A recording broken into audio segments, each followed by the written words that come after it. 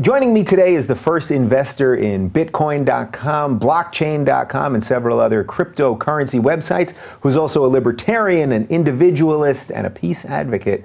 Roger Ver, welcome to the Rubin Report. Thanks for having me on. I was going to say Ver, but then I did a little research, and it's actually Veer, even though most people say Ver.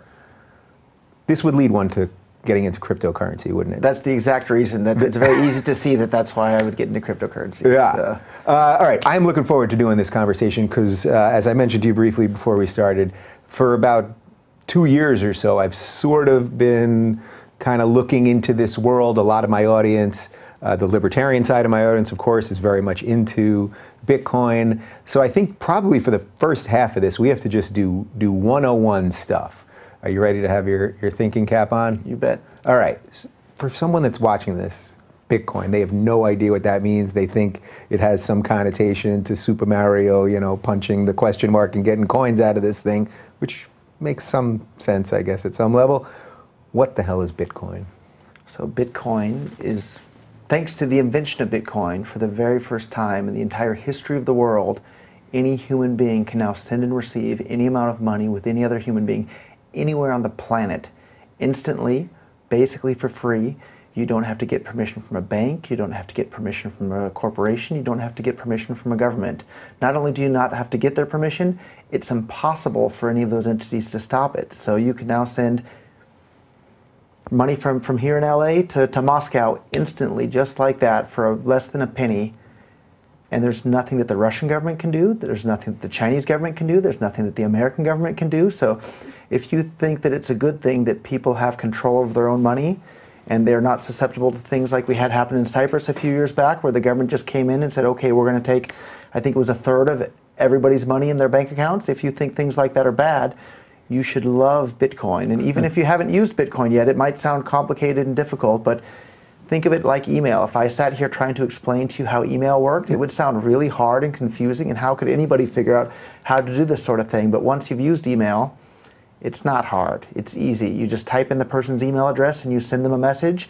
Bitcoin's the same way. You just copy and paste their Bitcoin address and you send them some money. Yeah. And so the best advice I can give to anybody that's new to Bitcoin, don't be afraid of it. Go on the internet and get a Bitcoin wallet and give it a try. It's really, really easy to use once you've actually used it. Yeah, I mentioned to you that we take donations at rubinreport.com/donate, and we take Bitcoin donations. We didn't do it for a while, and we had all these people saying, why aren't you doing it? You're missing a great opportunity here. So we did it, and we have about, I think, around 2.5 Bitcoin right now.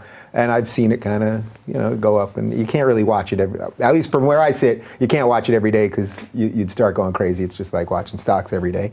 But what is it? What actually is it? So I get the ease of transfer, and I want to talk to you about why some governments kind of embrace it more and some really are against it, and all of that stuff. But that's what people want to know. Like gold, we know what gold is. It's a thing, you can put it in your hand. What actually is Bitcoin? So with traditional monies that people are used to using, like the dollar or the euro or traditional payment networks like PayPal or Visa or MasterCard, all of these things have one ledger that keeps track of, for example, PayPal. They have a ledger at the PayPal world headquarters and maybe a couple of backups. They keep track of how many dollars you have in your account and how many dollars I have in my account. And when I transfer some PayPal dollars from my account to your account, they update their ledger. But because they're the ones that are in charge of that ledger and keeping track of that ledger, at any point, they can reverse the transaction I made to you. They can take all the money out of your account. They can take all the money out of my account. The IRS can go to them and say, take the money out of both of our accounts.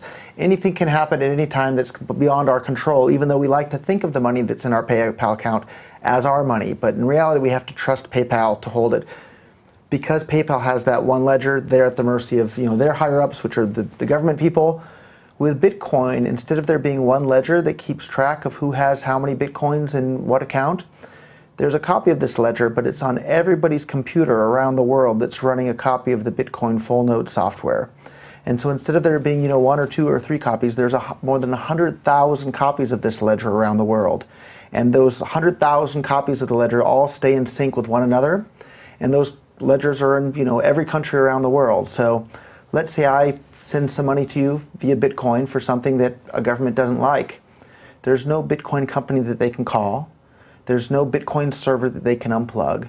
All they could do is arrest the two of us, but that doesn't stop the Bitcoin network as a whole. It keeps right on going. So the real powerful invention of Bitcoin is this ledger that's not on any one computer. The ledger is distributed across the entire planet, so there's no single place that anybody could go to stop or modify it or unplug it or turn it off. And so for me, that's what's so exciting about Bitcoin, is the only way to stop it would be to turn off the entire internet in the entire world and keep it turned off. And in 2017, I don't think that's a very likely proposition. I suspect there's some bad guys. There's got to be an evil guy somewhere twirling his mustache going, we can shut off the entire internet, right?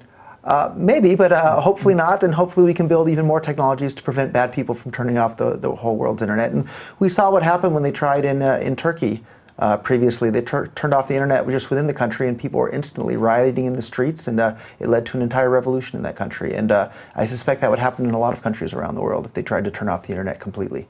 Okay, so I'm with you. I understand that basically the ledger, the information, the true information of who has what and when they have it and all of that, I understand that. When people say we're mining for Bitcoin, what does that actually mean?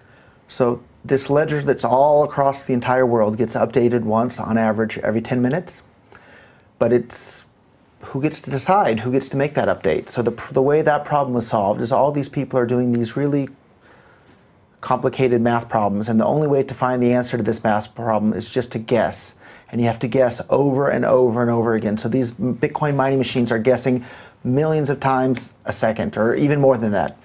And when they find whichever machine, and there's millions of these around the world, whichever machine finds the right answer to this math problem is then the one that's designated to be able to make the next update to this worldwide Bitcoin ledger. So then all these different nodes around the world make their update, and boom, the transactions at the networks at the next state, and then all the computers start trying to guess again.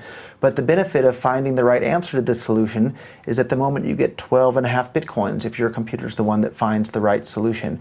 And 12.5 Bitcoins at the moment is worth what, like $80,000 or so? Yeah. Oh, I should mention, by the way, that we're taping this probably about 2 weeks before it's going to air.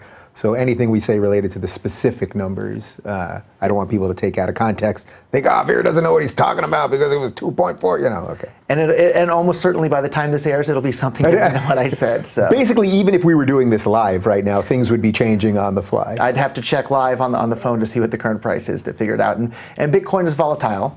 But from my point of view, I want to be exposed to as much of that volatility as I possibly can, because Bitcoin allows you to send and receive any amount of money with anyone, anywhere in the world, basically for free, and there's nothing anybody can do to stop it. And there's a limited supply of Bitcoin. There will never, ever, ever be more than 21 million Bitcoins. So if you stop it... So how does that work exactly? So I've heard that. So there'll never be more than 21, yet we've got all these computers that are constantly working to get the next solution to the mathematical equation. So how is there a finite number of them? So if one of these computers decided to give itself more than the 12.5 Bitcoins that are supposed to be allocated, all the other computers will reject that and say, no, that's not part of the rules of the game that's in our software code.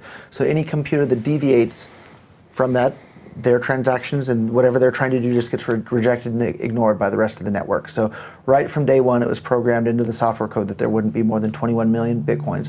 But those are released over time. So half of the remaining Bitcoins are released every 4 years. So in the first 4 years of Bitcoin, 10.5 million coins were released. In the next 4 years, half of that. In the next 4 years, half of that.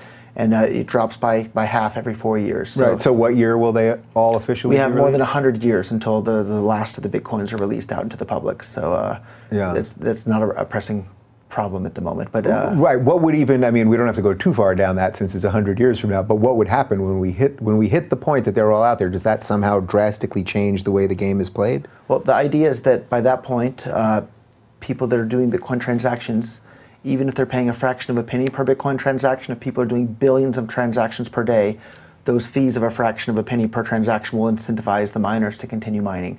And we have 100 and something years to find out. To figure that out. Yeah, I suspect there will be some other issues. Yeah, there's more pressing problems than that one at the moment, sure. Right. Okay, so so it sounds to me that it's incredibly secure, right? Can you just talk a little bit more about the general security? Yeah, so the Bitcoin network, all these computers around the world that are doing mining, a more accurate description of what they're doing is actually they're securing the Bitcoin network. So the more computers that are mining, the more secure the Bitcoin network is. And the Bitcoin network is somewhere on the order of several thousand times more powerful now than the world's top 500 supercomputers combined.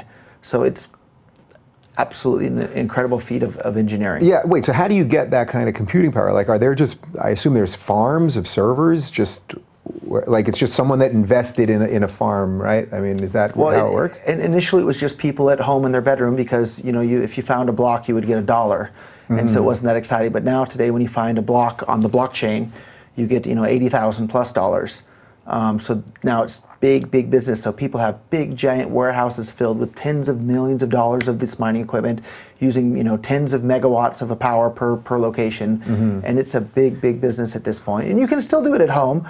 One of the most important factors, though, is the cost of electricity. So the cheaper your electricity is, the more profitable your Bitcoin mining can be. So I assume there's some Bitcoin people that probably want to go into solar and move to Nevada or something. Yep, and then there's people going around looking at buying power plants and buying hydroelectric dams and all sorts of stuff. It's really become a worldwide major industry at this point. Yeah, I mentioned to you at the beginning we're going to have to do some definitions here. So blockchain, what is blockchain? So blockchain is just a fancy name for this worldwide ledger that's kept on everybody's computer that's running this copy of the software, and the ledger stays in sync with every other copy. So that's basically what a blockchain is. And the reason it's called a blockchain is that ledger, it's not updated all the time, it's updated in steps, and each step or update is a block of new information that's attached, and they're all chained together mathematically.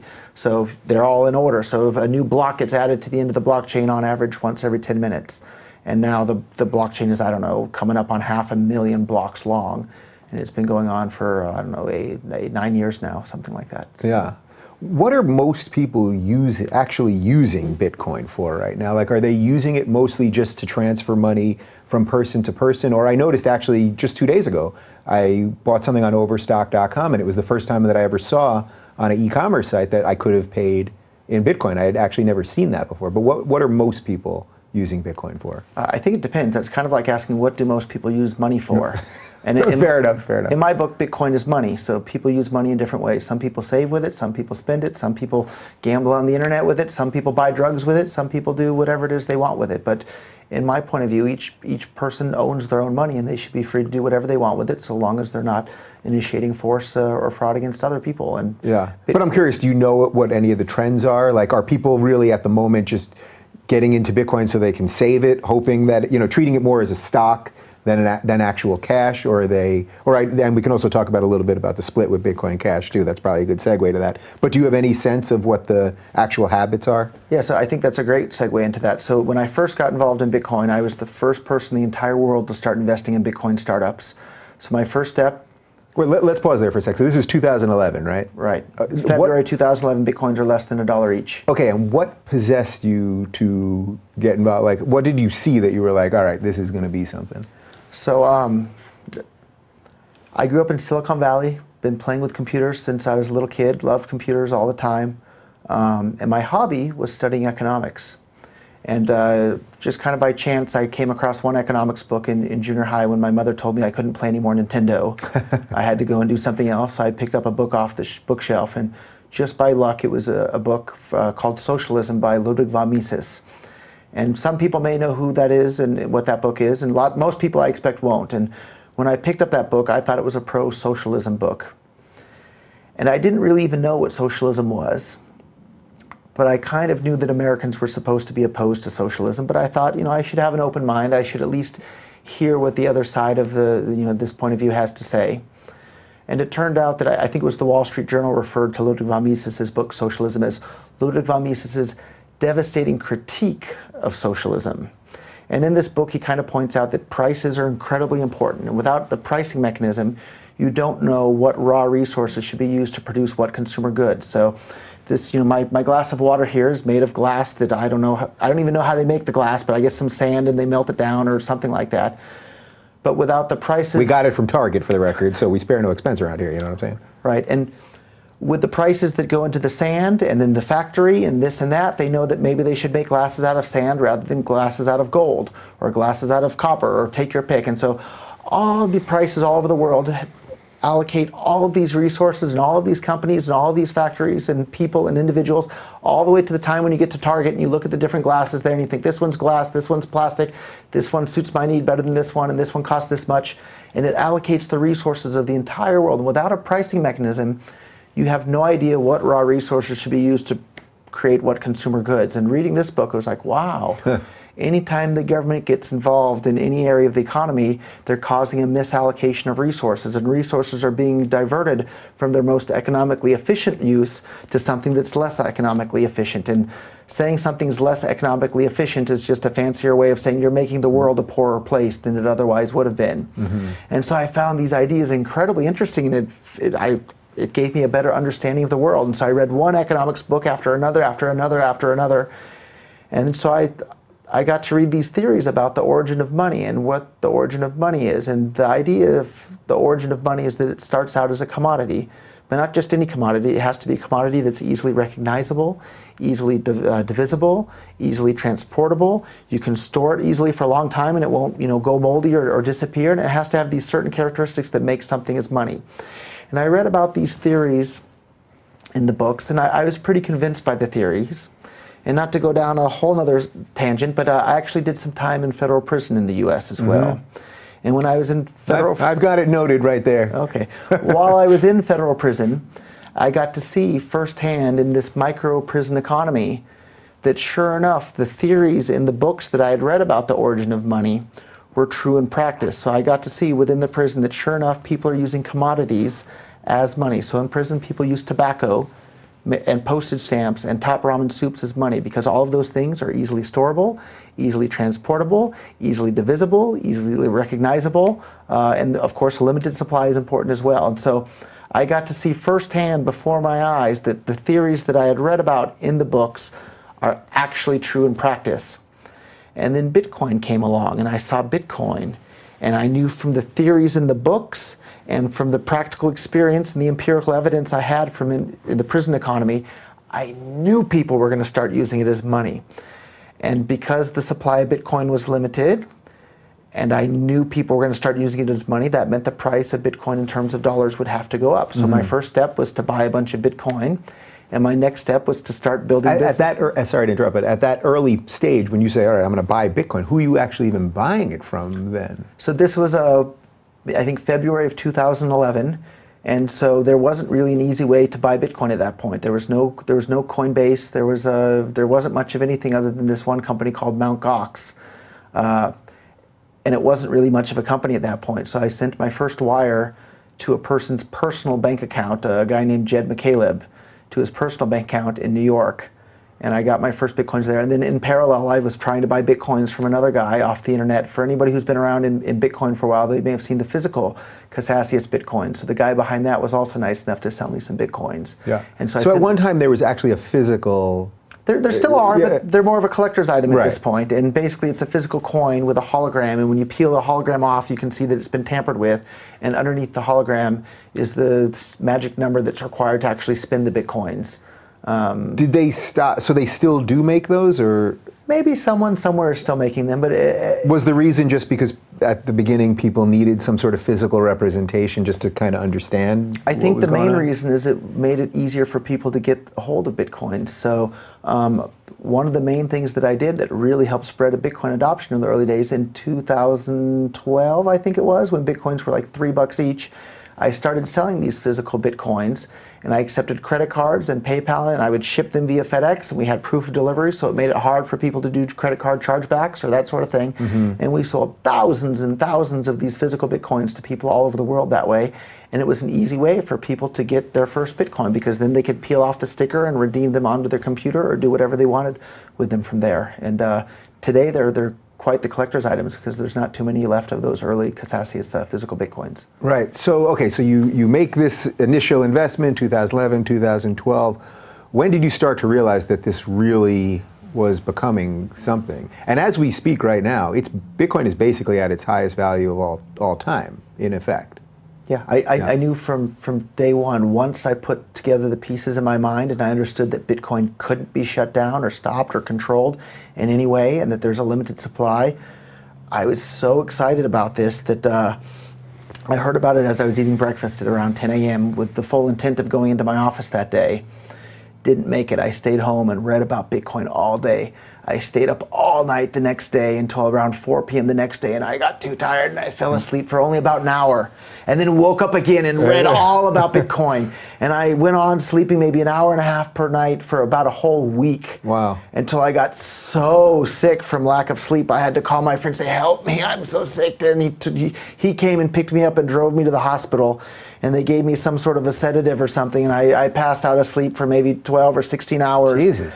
But then woke up again, and it was all Bitcoin. And here we are about 7 years later, and it's been all Bitcoin all day, every day for 7 years now, because this is literally, it's one of the most important inventions in the entire history of humankind, right up there on par with the importance of the invention of the wheel or the electricity or the transistor. That's how big of a deal the invention of Bitcoin is. So I want to get into that and how it can sort of, why you really believe this can change the way we deal with borders and societies and nations and wars and all of this. But let's just circle back quickly to the split, this Bitcoin Cash, Bitcoin split.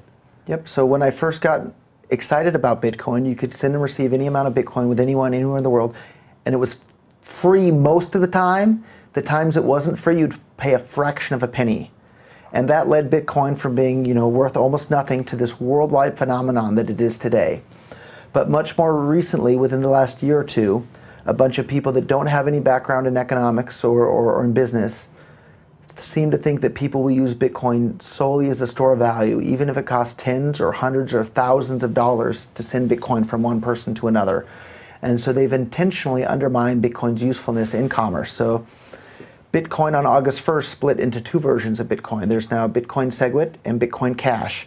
The Bitcoin Cash version of Bitcoin still has fees of less than a penny. You can send and receive them with anyone, anywhere in the world, just like that. Bitcoin SegWit, now the average fee is about $10. I did a Bitcoin transaction on the way here. In fact, I was sending my Bitcoin SegWit Bitcoins to a Bitcoin exchange to buy more Bitcoin Cash Bitcoins. The fee for me to send those Bitcoins from my computer to the Bitcoin exchange was $100. And so if you ask yourself, you have two versions of Bitcoin. One is slow, expensive, and unreliable, Bitcoin SegWit. And you have another version of Bitcoin that's super fast, reliable, and cheap. It's not a tough decision, and that's Bitcoin Cash. It's not a tough decision as to which one people are going to start using in commerce. But these right, so I might be a little confused here. So when I'm telling you that I have 2.5 Bitcoin, when you say Bitcoin SegWit, that's the original, so to speak, right? Well, so that's debatable as well. Okay. So depending on when you received those 2.5 Bitcoins, it was probably from a bunch of people over time. However many Bitcoins you had on August 1st of this year, you now have that many Bitcoin Cash as well. So let's say you had 2 Bitcoins exactly on August 1st, you now have 2 Bitcoins and 2 Bitcoin Cash. Although I believe you said that you were holding your Bitcoins on Coinbase. I did. And as we were talking about before the show, Coinbase is a fantastic company, but it's not a Bitcoin wallet, it's a Bitcoin bank. And they're holding the Bitcoins on your behalf, and now they're holding the Bitcoin Cash on your behalf. And so you're going to have to wait for them to get around to giving you access to their Bitcoin Cash, which I think they will. But if you were using a Bitcoin wallet in which you're holding the Bitcoins yourself on your own device, you would have access to your Bitcoin Cash right there from day one. So what do you mean I don't have access to it? If I was to right now log in and I got to do all that stuff on my phone and all the password craziness and all that, I'm very happy that you have to do all those things, obviously. What do you mean I don't have access to it? You only have access to the Bitcoin SegWit version of Bitcoin on Coinbase today. They've promised to give everybody access to their Bitcoin Cash at some point, and hopefully they'll do that sooner rather than later. But August 1st was a couple of months ago now, and they still haven't gotten around to doing it. And I'm confident that they will. But it's nice to have access to your money now and not have to wait around for somebody else to do it. And that's why it's very important. And I always tell people, use a Bitcoin wallet, not a Bitcoin bank. So why wouldn't everyone want Bitcoin Cash, though, unless I'm missing some? I think everyone is going to want Bitcoin Cash. So then what? What's the logic? Yeah, what's the piece that I'm missing here? The reason everyone's not using it yet is that this Bitcoin SegWit version of Bitcoin managed to bring along all of the existing infrastructure in Bitcoin that's been around for 9 years now, 8 years now. Bitcoin Cash has only been around a couple of months since August 1st, and the fact that Bitcoin Cash is now supported on the Bitcoin.com wallet. It's supported in the Blockchain.info wallet. Coinbase has publicly said they're going to support it. It's supported in the BitPay wallet. It's getting more and more support from wallets and merchant processors and exchanges. I think it's a matter of time when people are faced between a fast, cheap, and reliable version of Bitcoin and a super slow and expensive and unreliable version of Bitcoin. Right. There's but no what's doubt the argument from the slow people? The people that don't agree with you on this, what's the actual argument? If we're really just talking about slow speeds and Sure. a clunkier process, obviously that doesn't sound good. So to have fast, cheap, reliable transactions on Bitcoin, it requires a more expensive computer to run a full node. But the vast, vast, vast majority of Bitcoin users aren't running a full node anyhow. You've probably never run a full node in your entire life. And nobody, none of these Coinbase users are running a full node. Coinbase runs a number of full nodes to support your Bitcoin transactions. So if you have the Bitcoin Cash version will require bigger blocks, which will require a more powerful CPU and more storage space. So right now, today, you can run a Bitcoin full node for the Bitcoin SegWit version literally on a $25 Raspberry Pi. These people are limiting. What is that? Not a Raspberry Pi is a $25 computer. Yeah, okay. And that's the name of the computer. Oh, there's an actual computer. We run this thing Raspberry on Pi. Pies now, but wait, there's a computer called the Raspberry Pi. Yeah, spelled PI, like the number. Got it. So, you see, there's a lot of terms here. Next thing you know, we're running this thing on cakes. Okay. So you can run the Bitcoin SegWit version of Bitcoin on a $25 computer. Bitcoin Cash today can still run on a $25 computer. But in the future, as Bitcoin Cash becomes more popular, maybe it'll take a $100 computer, or even a $500, or even $1,000, or a couple $1,000 computer at some point. But that's okay. Most people aren't running full nodes anyhow. And if it costs $5 or $10 or $100 to use Bitcoin SegWit, and it costs a penny to use Bitcoin Cash, it's clear. So you've been accepting donations on your website. I think you got most of those donations before the price of Bitcoin transactions skyrocketed. And the reason the price of Bitcoin SegWit transactions skyrocketed is there's 1 megabyte worth of transactions that can happen each 10-minute period. That can hold about 2,000 Bitcoin transactions. In the early days, maybe 10 people were using Bitcoin every 10 minutes, so you could do it for free and your transaction will be included.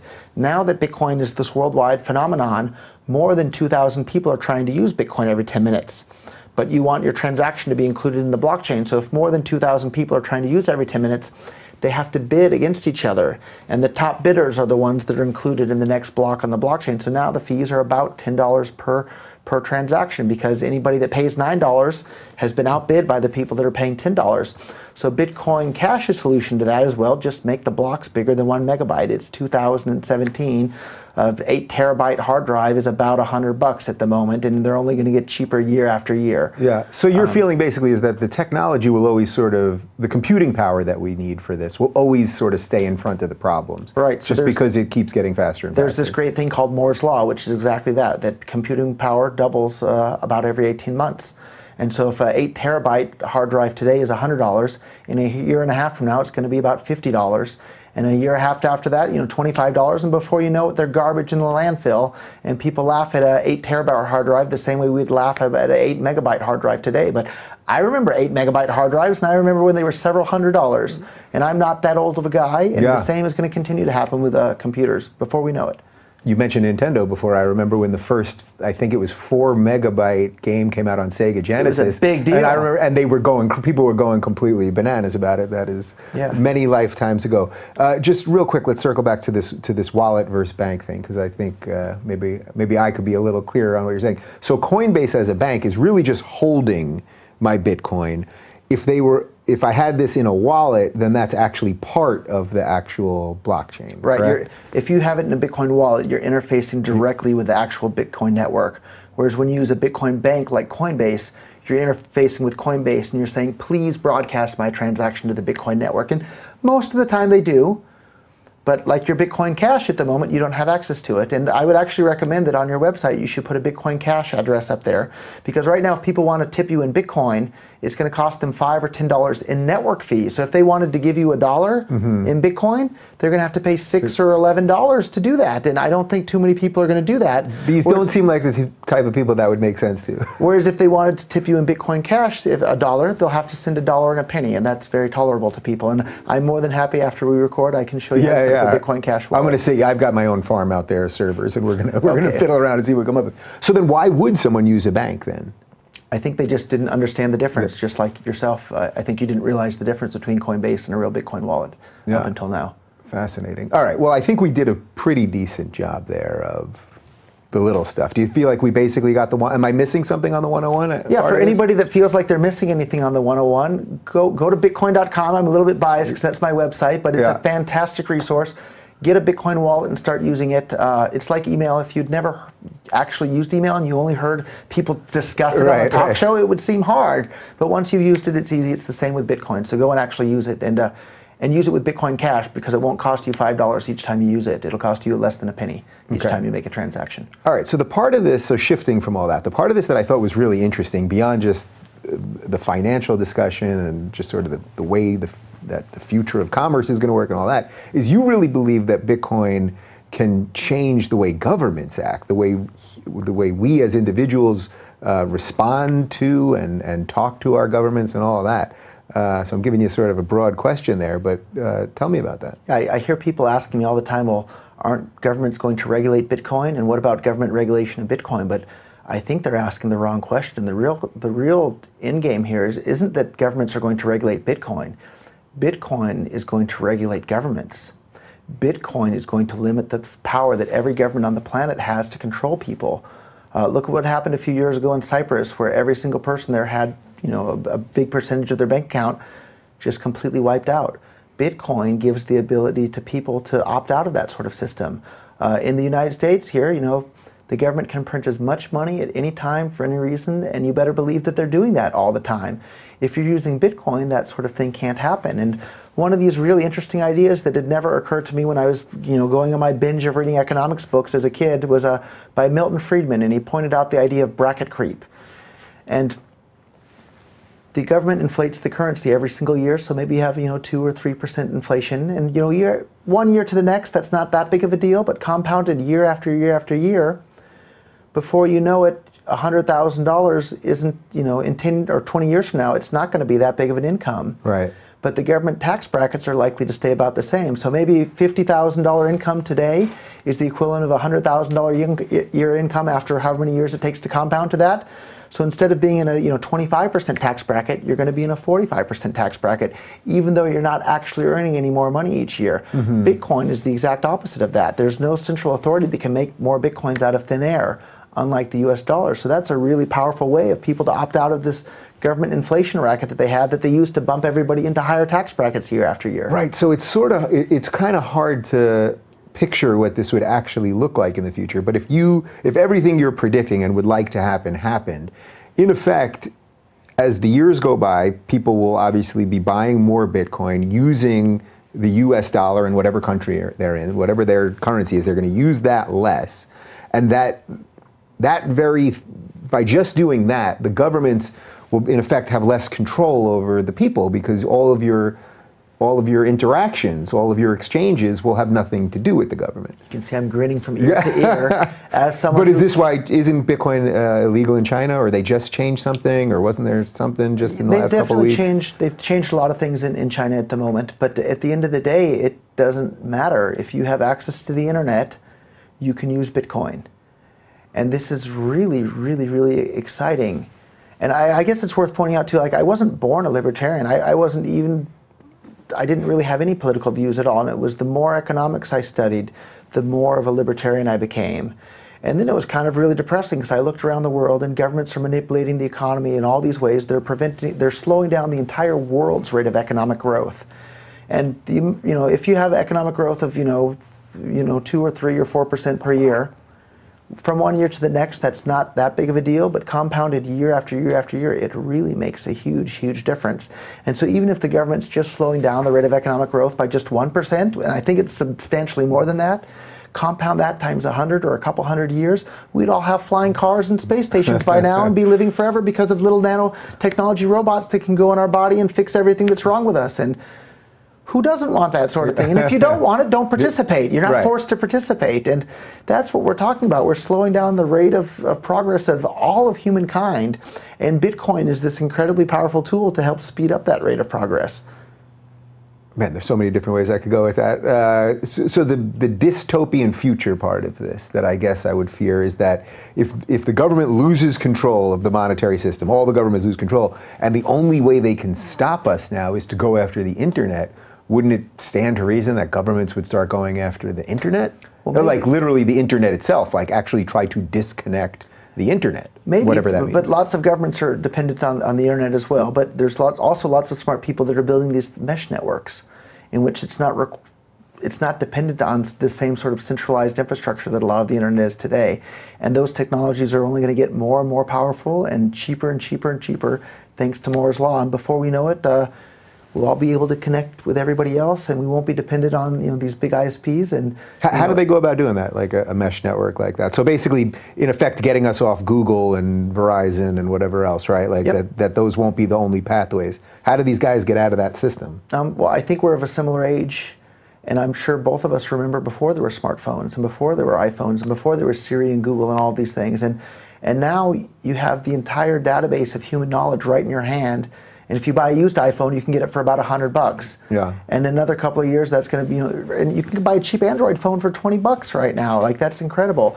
So the hardware to do this is going to get cheaper and cheaper. The technology is going to become more and more accessible. It's going to be cheaper and cheaper for anybody to put satellites up in space. And maybe governments are going to try and stop this and do bad things to do that. But if they start trying to shut down the world's internet to prevent people from using their own money, that's just a fantastic example that the government people are the bad people, and they're not our friends, and they're not here to help us.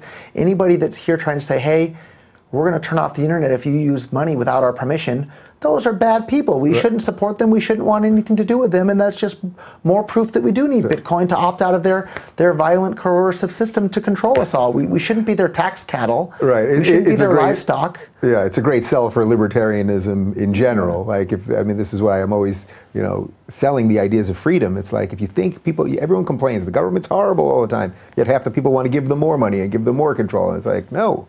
Do the opposite. Yeah, you don't starve them, but let's try it that way. So I think I'm following all the logic here. So when you talk about why this would basically stop wars do you mean because of economic reasons, or because basically we wouldn't be giving the economic reasons, meaning countries wouldn't have an economic incentive to fight, but also that the people wouldn't be giving them enough money to fight in the first place? Is that? So there's a couple of reasons, and since we have quite the big audience, I've never talked about one of them publicly. Really up until now, and we'll talk about that one today. All right, let's roll. But one of the easy, simple reasons is that lots of governments fund their wars via inflation. They just print money, and they use that money to buy guns and bombs and tanks, and they use it to murder people all over the world. And war is just a euphemism for murder.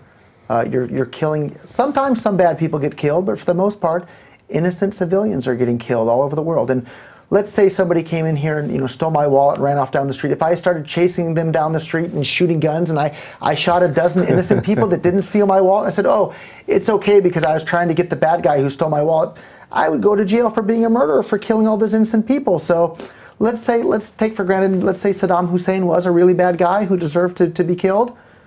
They murdered more than 500,000 Iraqi children to do it, right? That's murder. You're killing kids.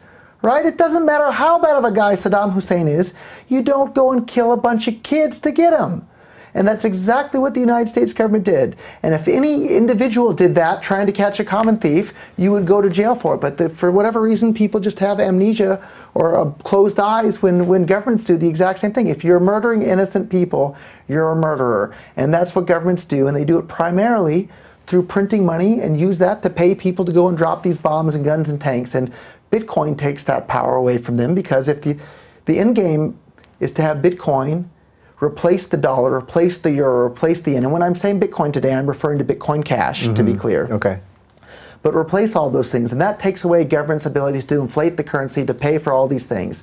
And people maybe sometimes they worry, well, what about schools and roads and bridges and hospitals? Well, guess what? People love schools. They love hospitals. They love roads and bridges. Things that people like, people will be more than willing to pay for voluntarily. I'm not interested in paying to drop bombs on people in countries I've never been to and I'm probably never going to go to. And I think 99% of the people out there in the world also aren't interested in doing that. And for the 1% that are interested in doing it, do that with your money. Don't force me to participate. Right. The other really, really interesting way that I've never ever spoken about publicly up until now. But I think Bitcoin and cryptocurrencies are a big enough part of our society at this point where I'm not really worried about the attacks from governments on them. And initially, that was my strategy from day one. I wanted to spread Bitcoin to as many people around the world as quickly as I possibly could, so they would become too big and too widespread to be shut down. So if people are using Bitcoin and cryptocurrencies to buy, their groceries and their diapers and things like that, how can governments shut it down? But here's an interesting way. But do you think we've hit that threshold No, yet? but we're getting pretty darn close to that. And at this point, there's, I don't know, 100-something, 200-something governments around the world. If one government wants to shut it down, that probably makes other governments like it even more. I would guess maybe there's a bit of that at this moment. China has been cracking down on Bitcoin a bit. I would guess Trump and the U.S. government maybe like Bitcoin a little bit more now that China doesn't like it. Which we could use a little bit of that leverage with China, right? Because how much do we owe them in actual dollars? Sure, maybe we can pay them back in Bitcoin for pennies on the dollars in the future once the RMB goes to nothing because everybody's using cryptocurrencies.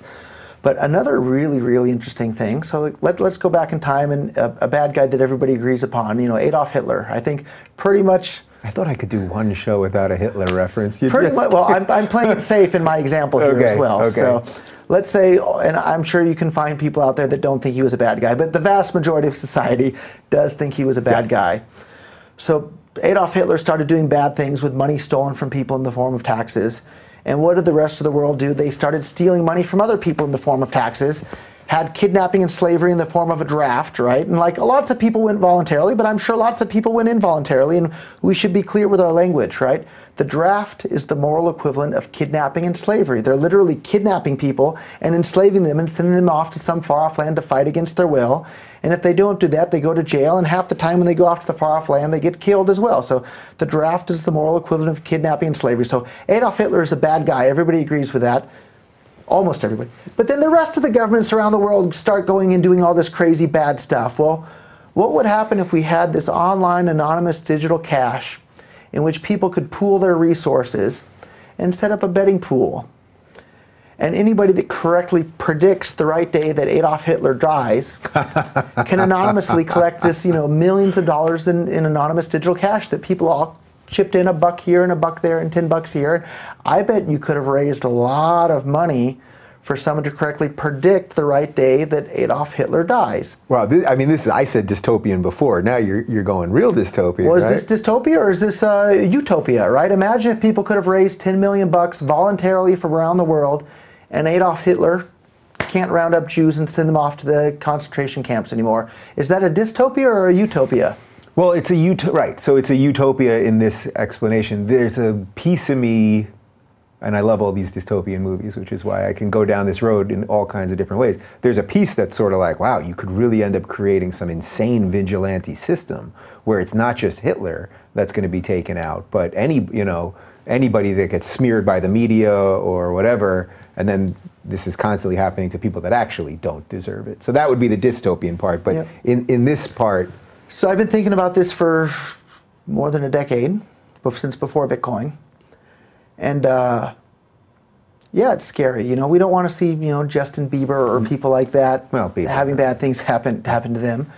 But on the net, if you look in the last century, governments murdered more than 100 million people around the world. I mean, that's a lot of people. So in effect, you think it would cause governments to police themselves basically to do good things because there's basically a ransom on them, right? Like that's really the idea here. It might do that, or it might just make it too dangerous for governments in the traditional form that we have today, where they go around and boss people around and threaten to send them to jail if they don't obey.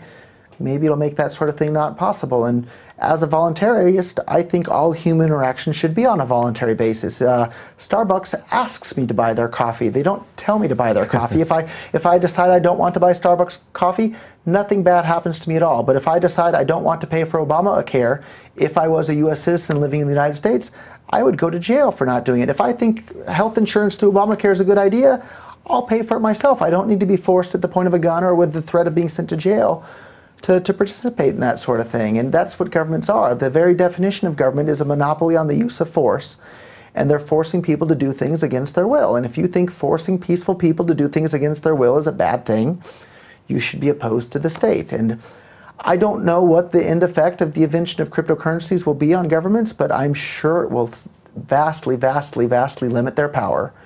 And that's a great thing for all of humankind. And it liberates the individual, and it speeds up the rate of economic growth for the world. Like, maybe there's some scary things that'll happen, but the benefits far, far, far outweigh the drawbacks. Yeah.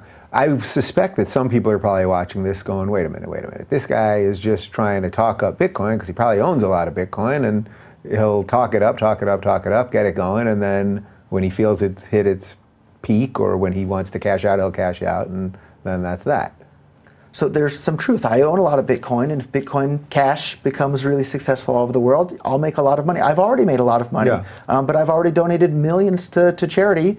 I donated several $100,000 to help Ross Ulbricht get his appeal going and hopefully get out of prison. For those that don't know, Ross Ulbricht is the person that was convicted of creating the Silk Road, which was the first online anonymous marketplace in which people could buy and sell anything that sole purpose wasn't to harm other people. And that guy, for creating a website, now has a double life sentence plus 40 years. He didn't kill a single person. He built a website, and now the government sent him to jail for 2 life sentences plus 40 years. So his mom would make a fantastic guest on your show in the future. She's an incredibly wonderful woman. And can you imagine, if you have kids, imagine your son got sent to jail and he's going to die in prison for having built a website that allows people to buy and sell things, mainly pot, to be honest. Is that what it was? Well, I was going to say, what were people... Mainly drugs is what people were using it for. And if you think about it, what are drugs? Drugs are things that make people feel happy. And there's a bunch of alcohol on the shelf behind me. Why is that drug okay? Pot's okay in California, but in the neighboring state it's not? Like, because a bunch of people that you and I have never met got together and wrote down words on a piece of paper and then call those words a law. Writing down words on a piece of paper and calling it a law doesn't alter morality. Either it's perfectly moral for me to smoke pot or drink alcohol or smoke crack, or it's not. And the politicians getting together and writing down words on a piece of paper and calling it a law doesn't alter morality in any way whatsoever. And so this poor young man is going to die in prison unless he somehow gets an appeal or gets out for making a website that allowed people to buy and sell these things that make them feel happy. I mean, for anybody who's drank some alcohol or smoked some pot before, they do it because it makes them feel happy. It improves people's lives. And yeah, some people get out of hand and get addicted and do bad things, but that's life. People die all the time. Some people eat greasy hamburgers and get obese and die of a heart attack. It's their life to do it with. It's not the politicians' lives. Yeah. So you mentioned a second ago that you were a citizen of the United States. You actually renounced your citizenship about 5 years ago? 2014, May 4th. I'm sorry, February 4th. It's one of the crowning achievements of my life. My only regret is that I didn't do it sooner. Okay, so you are a citizen of Japan. So I'm not a citizen of Japan either. I'm actually a citizen of a wonderful country in the Caribbean called St. Kitts, which is probably a country nobody's ever heard of because there's only about 45,000 people in the entire country. So wait, first, why did I think it was Japan? Is that just... I've been living in Japan for over a decade. Okay. Japan's my main home base. Japan's a wonderful country. Anybody who hasn't visited there, you were in for a real treat if you go and visit Japan at some point. Yeah, so what caused this decision a couple of years back, and why St. Kitts? Well, when I first got out of federal prison, I felt I had been treated incredibly unfairly by the United States government. For people that are interested in the details, we can talk about it, or RogerVere.com Maybe real quick, we should just hit on that. So why were you in prison? Sure. So the short summary is I read all these economic books and I got really excited about the power of economic freedom to make the world a better place. And so I thought the best way to tell more people about the wonderful benefits of economic freedom was to run for California State Assembly as a libertarian candidate. So in the year 2000, I ran for State Assembly as a libertarian. And I got to have a debate against the Republican and Democratic candidates at San Jose State University. And in that debate, I called the ATF and FBI a bunch of jackbooted thugs and murderers in reference to all the children that they burnt to death in a church in Waco, Texas in, I think, 1994, I believe it was. Yeah, that sounds about right. And maybe their parents were religious nuts and really believed in all sorts of magic sky people and Jesus this and Jesus that. Even if their parents are religious nuts, burning to death all the kids doesn't help them. You murdered a bunch of kids. So if you're somebody that goes and burns to death a bunch of kids in a church because their parents are religious nuts, you're not a good person. So I called the ATF and FBI agents a bunch of jackbooted thugs and murderers in reference to what they did in Waco, Texas back then. I still think they're a bunch of jackbooted thugs and murderers for what they did there. And not just that, there's plenty of examples, but it turned out there were some plainclothes ATF agents in the audience. And at that point, I was 20 or 21 years old, somewhere in that ballpark. And I had already had some success in business. And they really didn't like the things that this young man was saying. And so they started looking into me and figuring out, well, how can we prosecute this guy? And so at the time, I was selling computer components on eBay. And I was also selling a product called a Pest Control Report 2000 on eBay, which is basically a firecracker used by farmers to scare birds out of the cornfield. And today that sounds a bit crazy to sell firecrackers on eBay. This was, in 1999 or so. Right. This was back when eBay had a guns and ammo section, and you could buy AR-15s and shotguns and ammunition. And they had a fireworks section, and it wasn't a big deal to be selling those sorts of things. So I was selling them on eBay. For those that are familiar with Cabela's Sporting Goods catalog, they were selling the exact same product in their catalog. Anybody could order them. They'd ship them to you in the mail. This was before 9/11, so it wasn't a big deal back then. I wound up being the only person in the entire nation to be prosecuted for selling those without a permit. Even while I was in prison, other companies were still selling the exact same product without a permit. Eventually, the manufacturer and the other resellers were all asked to stop selling them. None of them went to prison. None of them had to pay a fine. None of them had any problem whatsoever. I was the only person in the entire nation to go to prison or have any problem for selling them. So I did 10 months in federal prison, had 3 months of federal probation. The day I was allowed to leave the country, I left the country. I looked into renouncing my citizenship at that time. Unfortunately, it's very expensive to get citizenship somewhere else, and it's extra difficult if you're a felon in the United States to get citizenship somewhere else. So I looked into it at the time. It's a lot of money, a lot of work. Didn't have as much money then. So I decided, I guess it's good enough to just live outside of the U.S. Needed to pick a country, wasn't sure where to go. I had had one Japanese girlfriend before in the United States, and it was a good experience. So I figured there were more to be had in Japan, but if I had had a Russian girlfriend, I would have wound up in Russia, or if a Brazilian, it would have been Brazil. It was just kind of by chance that it was Japan. But here I am more than a decade later, and very settled in, and speak fluent Japanese at this point. I can give your next interview in Japanese if you'd like. Next time we'll do this in Japanese. But why St. Kitts, though, ultimately? So St. Kitts is one of the few countries in the world where you can get citizenship very quickly by investing in real estate. So I bought some real estate in St. Kitts, visited the island in person. Like, I love St. Kitts. St. Kitts is a gorgeous place. Like, the low all year is maybe 72 degrees, and the high is maybe 80, 85 degrees. Not very humid, wonderful weather all year round. So I've been spending every single winter there. I think this winter will be my 4th or 5th year there. I'm headed there after LA. So it's a great place, and go on if you're looking for a holiday place, go to St. Kitts. I really recommend it. Yeah, now you're on the board of tourism there too, apparently. I'm happy to come and say hello. It's a small place in St. Kitts. So. Now I can obviously understand after hearing your story, which I had read about obviously beforehand. I can understand your frustrations, of course, with the government and all sorts of things, and that they singled out one person who all that. What was it like, actually, that moment when I assume you have to sign a couple documents, and what do? You slap a guy high five at the end, or what was that actual moment like? That's a great story, too. So I had to go to the U.S. Embassy in Barbados, and I can't remember the name of the clerk there, but if he happens to see the interview, thank you for being such a good sport and having a good sense of humor with all this. So I went up to and you have to have an interview in order to renounce your citizenship. And one thing that really surprised me, and I didn't know this, is you're not telling them that you want to stop being an American. You're asking for their permission to stop being an American. And I asked the guy at the window, I said, have you ever seen somebody be denied the ability to stop being an American? He said, oh yeah, it happens all the time. Really? Which really was stunning to me. I would have thought that if you don't want to be an American anymore, it should be up to you. But no, our masters in Washington, D.C. decide if they're going to allow you to stop being an American. But this clerk at the window, when I came up and I gave my bundle of paperwork, there was a fee. The fee is even higher now. Now the fee is $2,000 something. When I renounced, I think it was $440. And he asked me, he said, do you want to pay with cash, credit card, or Bitcoin? And I had the same look on my face that you just did now. I said, what? I said, how would you know that I would be interested in paying in Bitcoin? He said, oh, we know all about you. We've Googled you. And I said, well, can I actually pay in Bitcoin? He goes, no, I was just kidding. So basically you had to fill out, they knew you were coming, right? You have to make an appointment online. Okay, so he was just messing with you, kind of. Yeah, he had a good sense of humor about it, though. And then, so you have the initial interview, and he cautions you. He says, he warns you. He says, and I think that the draft is the moral equivalent of kidnapping and slavery, and war is mass murder. I think taxation is theft. I'm a voluntarist. I don't believe in in government. And he told me, he said, I have to caution you, if you stop being a U.S. citizen, you won't be allowed to serve in the armed forces. I thought I'm probably okay with that. He said, and I have to warn you that.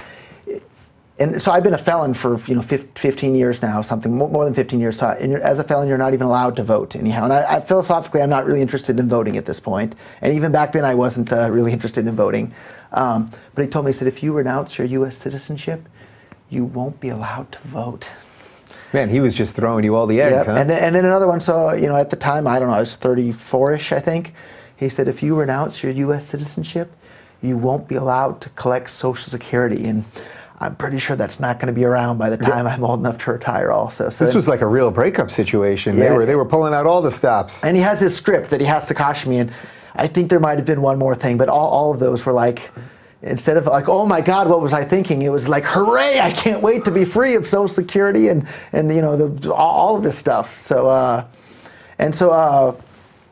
It's not a decision that people take lightly either. It's a big, big, big step in life, but they make you have a 1-week cooling off period. So he cautioned me of all those things, and then had to hang around for another week on the island where I don't know anybody, and then went back a week later and signed the paperwork and this and that, and I was free. So, and that's it. Yeah, that's it. And you did it. So now you're a felon without U.S. citizenship. Yeah, and so every single time I come into the country now, I get sent to the secondary inspection. And there was another guy. Because is it on your? Well, no, you don't have a passport anymore. No, you have a St. Kitts passport now. Of course. But is there something on your St. Kitts passport? No, I get flagged in the U.S. system as watch out for this guy. And so another interesting thing, like anybody who's met me, I'm a pretty white collar kind of guy. But since my actual charge is dealing explosives without a license, and it's worth pointing out that the crime isn't dealing explosives, the crime is doing it without the license, without the permission slip. But that's automatically considered to be a violent felony. So I not only am I a felon, I'm a violent felon as well. And so when I used to have a buddy that would sell firecrackers out of his basement in high school. It was pretty common when we were probably in the 90s when we were in high school, I think. So, I get flagged on their computer, and they're like, oh, watch out for this guy. So they send me to the secondary inspection, and sometimes they're real uptight about it and they're watching me, and then other times they're like, what do you do? I said I sold firecrackers on eBay, and they're like, oh, that. Oh, you're that guy. That guy. But apparently they have some list of notes about me on their computer, and they have to read all the past notes about me and then write new notes about the time that I'm coming in. So the list of notes they have to read about me gets longer every single time I come into the country. So it's a bit of a burden. God, that sounds like an episode of Seinfeld on crack or something. All right, well, I think we did a little bit of everything here. I wanted to do the 101 stuff, which I know you've talked about many times before, and I wanted to get some of your bio. If you had to, just to wrap this whole thing up, if you had to predict where this is all going, obviously you're very hopeful for all this, but there is some upside down stuff. We didn't even talk about the Reddit split, and that there's some people that are you've got your haters and trolls and all that. I'll deal with them. If you send them to me, I'll deal with them. Fear not. But if you had to give me like a prediction of where you see all this over the next couple of years, what do you think is going to happen? So a couple hundred years ago, if I told you there was going to be a separation of church and state, you would think I'm a nutcase and a heretic, and I might get burnt at the stake for saying such a thing. Before the invention of Bitcoin, it would sound crazy to say that there's going to be a separation of money and state. But now that doesn't sound so crazy anymore, and it's starting to happen right before our eyes. And I think within another couple of decades, all currencies are going to be beyond the control of governments. People aren't going to be using dollars and euros and yen. They're going to be using Bitcoin Cash and Ethereum and Monero and things like that. And that's a wonderful, wonderful thing for all of humankind. And just like a separation of church and state was a great thing for all of humankind, a separation of money and state is as well. Yeah. Well, I got to tell you, I thoroughly enjoyed this. I find I always learn a little something when I'm doing these, but I think I learned a lot here. And as I said, these are ideas. The ideas that I try to put into this business, that I've built a business here, are the same ideas that I try to talk about on the philosophical level. And now we got to turn these 2.5 into something major. So, Let's do so it. you're officially my business manager or something now. I'll help you you're set my up- digital cryptocurrency business manager. How about that? I'll gladly do that, and I'll help you set up a Bitcoin Cash donation address on your website, and I'm sure people will love to send you tips in Bitcoin Cash. There you go. Awesome. Well, it was a pleasure talking to you. And for more on Roger, you can go to bitcoin.com or follow him on the Twitter. It's at Roger K. Ver.